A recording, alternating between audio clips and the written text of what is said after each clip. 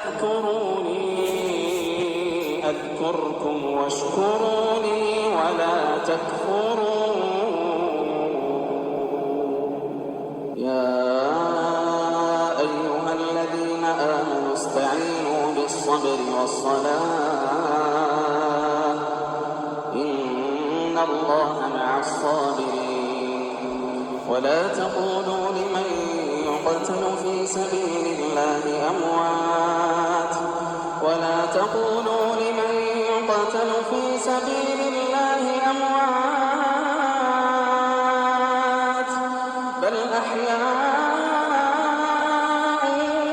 ولكن لا تشعرون.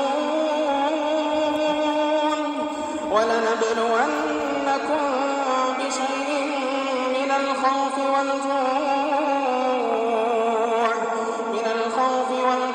ونقص من الأموال والأنفس والثمرات